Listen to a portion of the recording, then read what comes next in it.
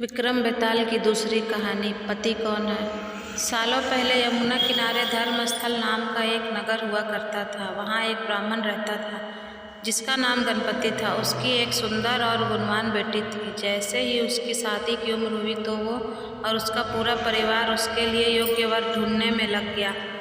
एक दिन ब्राह्मण किसी के घर पूजा करने के लिए गया और उसका बेटा भी पढ़ाई के लिए घर से बाहर चला गया। उस समय घर में ब्राह्मण की बेटी और उसकी पत्नी ही थी। उसी वक्त एक ब्राह्मण लड़का उनके घर आता है। ब्राह्मण की पत्नी उस लड़के का अच्छे से सत्कार करती है और खाना खिलाती है। लड़के का स्वभाव ब्राह्मण की पत्नी को पसंद आ गया और वो उससे अपनी बेटी की शादी का वादा कर देती है। उधर ब्राह्मण गणपति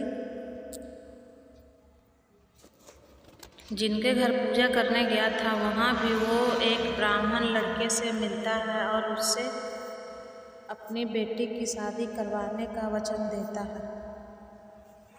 ब्राह्मण का बेटा जहाँ पढ़ने गया था वो भी वहाँ एक लड़के से यही वादा कर देता है। कुछ देर बाद गणपति और उसका बेटा दोनों खुद से चुने हुए लड़कों को लेकर घर पहुँचते हैं। दोनों घर में एक और ब्राह्मण लड़के को देखकर चौंक जाते हैं। अब सभी इस दुविधा में पड़ जाते हैं कि लड़की एक है और शादी का वादा तीनों ने अलग अलग लड़कों से कर दिया है। अब क्या होगा। लड़की का विवाह किससे करवाएंगे।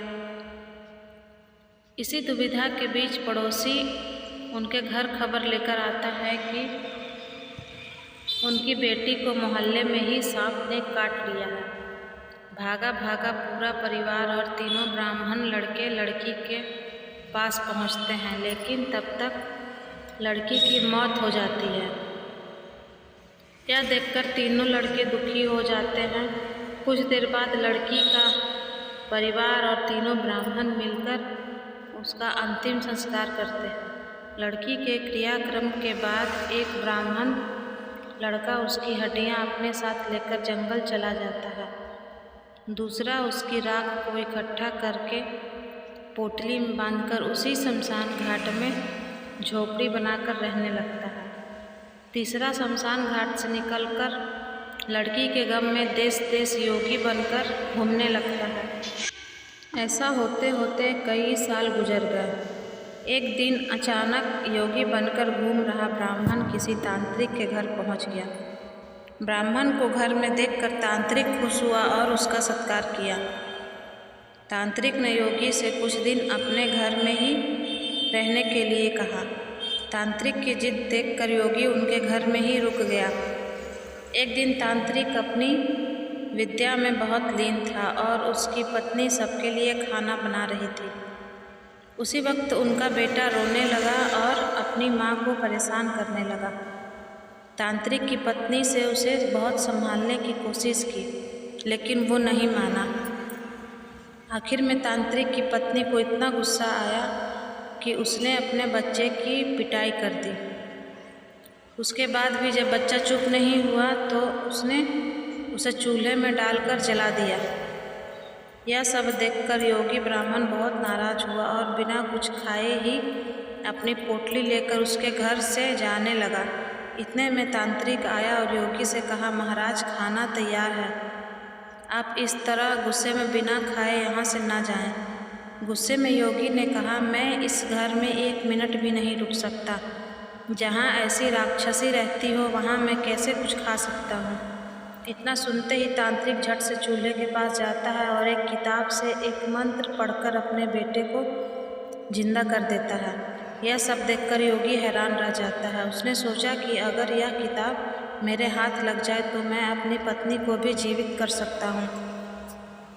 योगी यह सोच ही रहा होता है कि उधर तांत्रिक बेटे को जीवित करने के बाद फिर से योगी से खाना खाने का आग्रह करता है। योगी खाना खाता है और वहीं रुक जाता है। अब योगी के दिमाग में बस यही चल रहा था कि बस वो किसी तरह से उस किताब को हासिल कर ले। सोचते सोचते रात हो जाती है। सब खाना खाकर सो जाते हैं। आधी रात को योगी उस मंत्र वाली किताब को लेकर तांत्रिक के घर से सीधे उस शमशान घाट पहुंचता है। जहाँ ब्राह्मण की लड़की का अंतिम संस्कार किया गया था। वो सबसे पहले झोपड़ी बनाकर उसी जगह रह रहे ब्राह्मण को बुलाता है और उसे सारी कहानी सुनाता है। इसके बाद दोनों मिलकर फकीर बने ब्राह्मण को ढूंढते हैं। फकीर ब्राह्मण के मिलते ही योगी ब्राह्मण दोनों से कहता है कि लड़की की हड्डी और राख लेकर आओ, मैं उसे जिंदा करूँगा। दोनों ऐसा ही करते हैं। राख और हड्डी इकट्ठा करने के बाद लड़की को जलाई हुई जगह में योगी ब्राह्मण मंत्र पढ़ता है और लड़की जिंदा हो जाती है। यह देख तीनों ब्राह्मण खुश हो जाते हैं। इतनी कहानी सुनाकर बेताल चुप हो जाता है। कुछ देर बाद वह राजा विक्रम से पूछता है, बताओ वह लड़की किसकी पत्नी हुई? विक्रमादित्य बेताल के दोबारा उड़ने के डर से जवाब नहीं देते। गुस्से में बेताल कहता है, देखो अगर तुम जवाब पता होते हुए भी नहीं दोगे तो मैं तुम्हारी गर्दन काट दूंगा। जल्दी से जवाब दो। इतना सुनते ही राजा बोलते हैं, जो ब्राह्मण शमशान में कुटिया बनाकर रह रहा था वो उसकी पत्नी हुई। बेताल पूछता है, कैसे? तब विक्रमादित्य जवाब देते हैं, जो हड्डी चुनकर फकीर बन गया वो उसका बेटा हुआ। जिसने तांत्रिक विद्या से उसे जीवित किया वो उसके पिता समान हुआ, और जो उसकी राख के साथ जीवन जी रहा था वही उसका पति हुआ। जवाब सुनते ही बेताल ने राजा से कहा, राजन तुमने बिल्कुल सही उत्तर दिया है, लेकिन शर्त के मुताबिक तुम्हें मुंह नहीं खोलना था, इसलिए मैं दोबारा उड़ रहा हूँ। इतना कहकर बेताल दोबारा घने जंगल में किसी पेड़ में जाकर लटक जाता है और राजा विक्रम उसे पकड़ने के लिए उसके पीछे भागने लगते हैं। कहानी से सीख, चतुराई और बुद्धि से बड़ी समस्या को हल किया जा सकता है।